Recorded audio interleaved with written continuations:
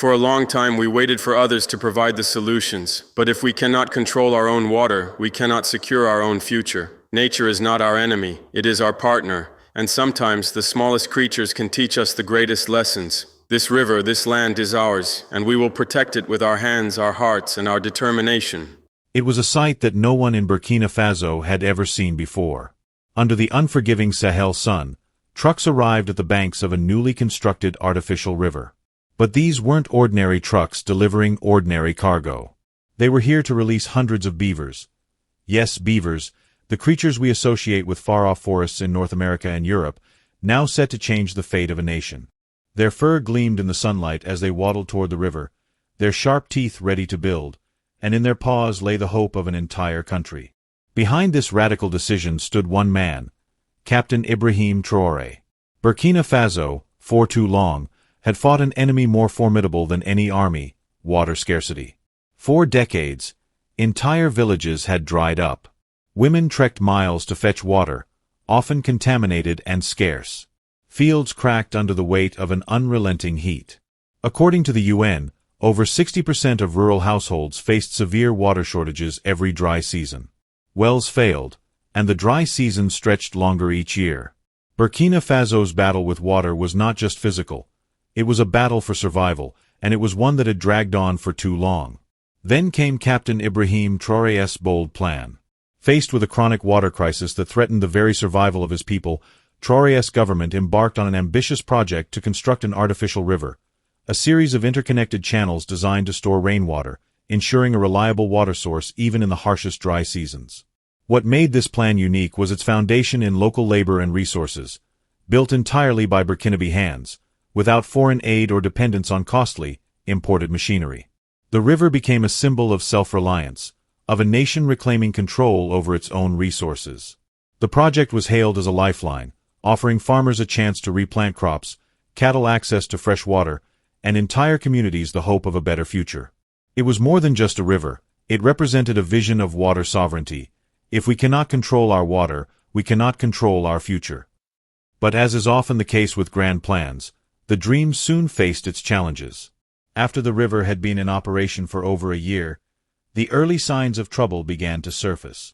While the river had initially provided a much-needed water source, it started showing serious signs of strain.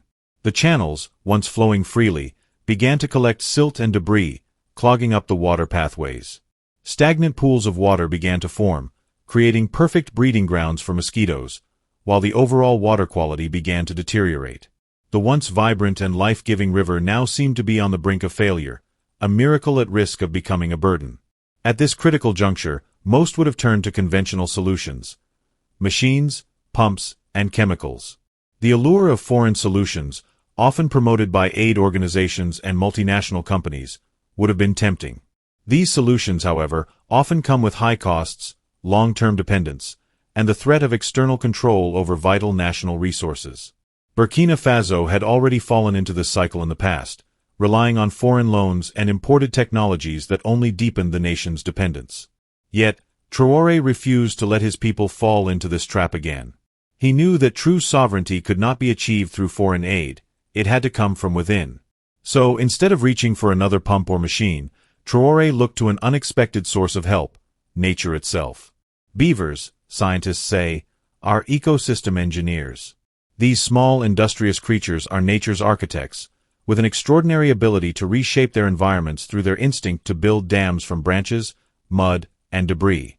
Beaver dams create vital wetlands that regulate water flow, prevent erosion, filter pollutants, and restore natural habitats. In North America, studies have shown that beaver-managed waterways can increase biodiversity by up to 85%, improving water quality without the need for any electricity or fuel. The beaver's work creates an environment where life flourishes. Fish, amphibians, and plants all benefit from the small dams that filter water and sustain ecosystems. It was a radical idea, using an animal to address a water crisis, but given the circumstances, it seemed like a solution worth trying. So, Traoré made the decision that would define the future of Burkina Faso. He introduced hundreds of beavers into the artificial river. These creatures, carefully transported from their native habitat, were now tasked with transforming the river into a self-sustaining ecosystem. It wasn't flashy, It wasn't about grand speeches or press conferences. It was about nature stepping in to do what technology couldn't, creating a living river. The introduction of beavers wasn't just a small decision, it was a quiet revolution. It marked the beginning of a new chapter where the survival of a nation's water supply rested on the instincts of a few hundred beavers, rather than on costly, imported machinery or foreign expertise. This unconventional approach was a testament to Traoré's visionary leadership. He wasn't just looking for a quick fix. He was looking for a solution that could sustain itself, grow organically, and adapt to the needs of the environment and the people it served. It was a gamble, yes, but it was one that could turn the tide in Burkina Faso's struggle against water scarcity. The Beavers' task was not an easy one. The artificial river, built through immense human effort, was an engineering marvel. However, it lacked the natural movement of water that typically keeps rivers clean and flowing. Without it, the system started to show troubling signs of stagnation. The once promising channels were slowly filling with sediment, obstructing water flow. Algae began to flourish in the still waters, creating thick mats that further slowed down the river's movement. Mosquitoes swarmed in the stagnant pools, spreading diseases, and the once clear waters turned into a murky, green swamp. Despite the ingenuity and effort that went into building the artificial river, the dream of a self-sustaining waterway was at risk of turning into a costly burden. It was a moment of reckoning for Captain Ibrahim Traoré's vision. The solution he had built to address Burkina Faso's water scarcity was on the verge of becoming just another failed project, abandoned and forgotten, like many before it. But the Beavers, however, had other plans. As soon as they were introduced, the Beavers wasted no time. They began constructing their small dams along the banks, using their natural instincts to create barriers from branches, twigs, and mud.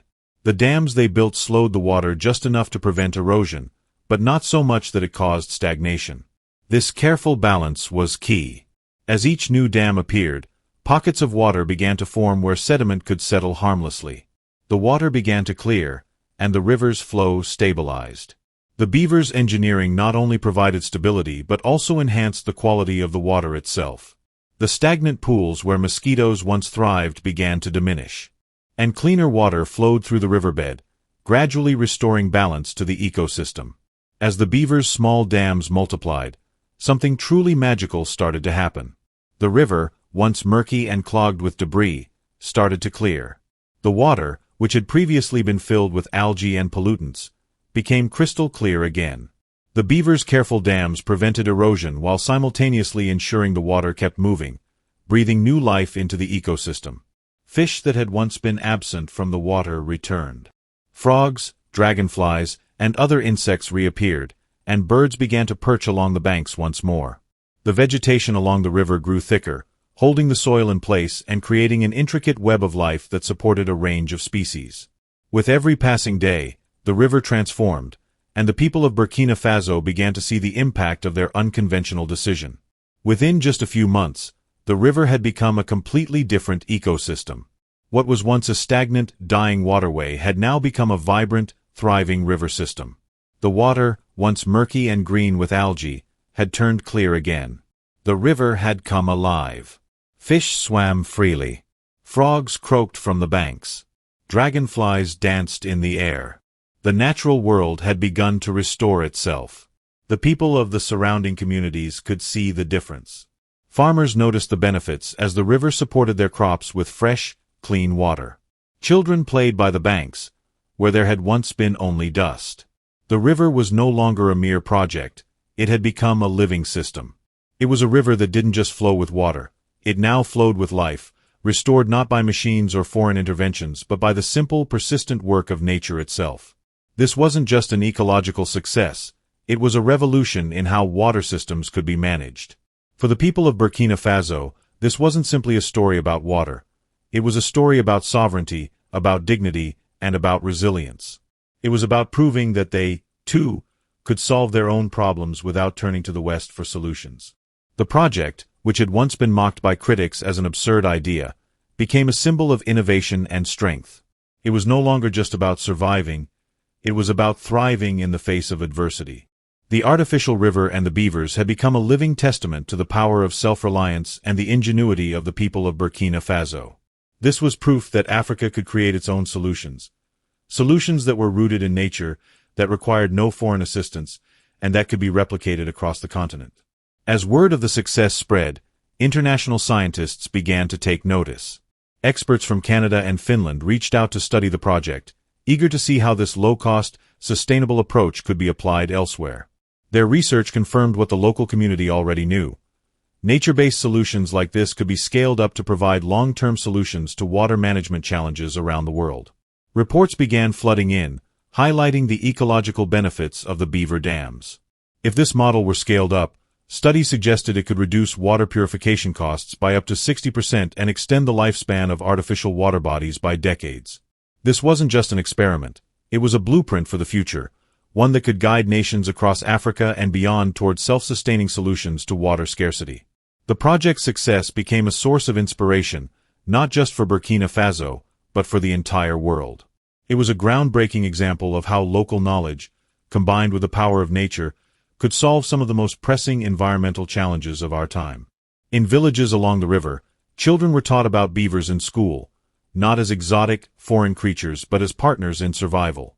Farmers planted trees along feeder streams, knowing the beavers would use them to build. The Beaver project became a symbol of African ingenuity, a solution born from local knowledge and nature, and one that could be replicated across the Sahel region. But the journey wasn't without challenges. The project faced sabotage. Water cartels, whose profits depended on importing expensive purification systems, saw the Beaver initiative as a threat. Reports surfaced of stolen beavers, damaged holding pens, and even physical threats against those supporting the project. Yet, Traore pressed on, knowing that this was about something much bigger than any political or financial interest. This was about the survival of a nation.